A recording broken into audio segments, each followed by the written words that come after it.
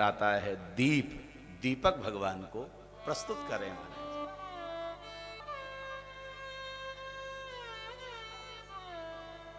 दीपक भगवान को प्रस्तुत करें। दीपदान का बहुत बड़ा महत्व है, इतना बड़ा महत्व है कि बस पूछो मत महाराज।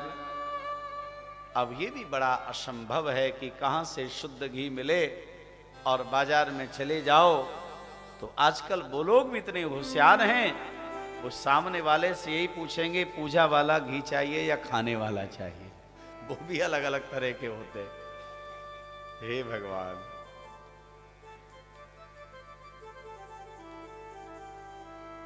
धन्य है महाराज।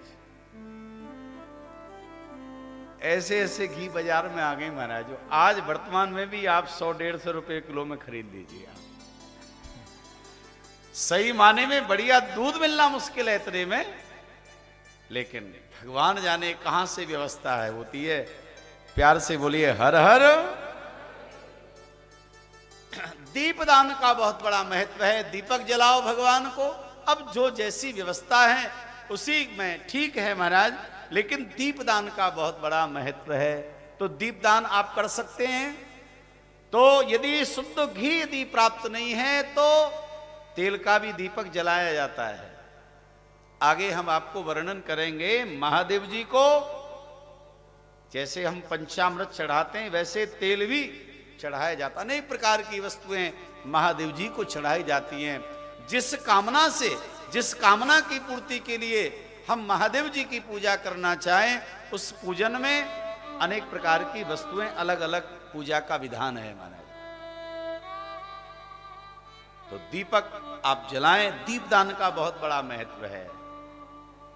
यहां तक वर्णन आता है कि महाराज दीपक यदि आप घर में जलाते हैं तो दीपक का जैसे प्रकाश फैलता है उसी प्रकार से दीपदान करने वाले के जीवन में भी प्रकाश प्रकाश हो जाता है। इसलिए मंदिर में, देवालय में, किसी तीर्थ में, किसी सरोवर, किसी जलाशय और नदी के किनारे पर दीपदान अवश्य ही करना चाहिए। जरूर दीपदान करें महाराज।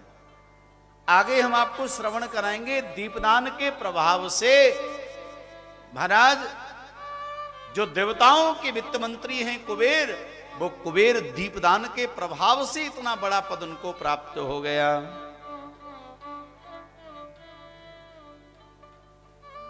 तो आप दीपदान करें महाराज।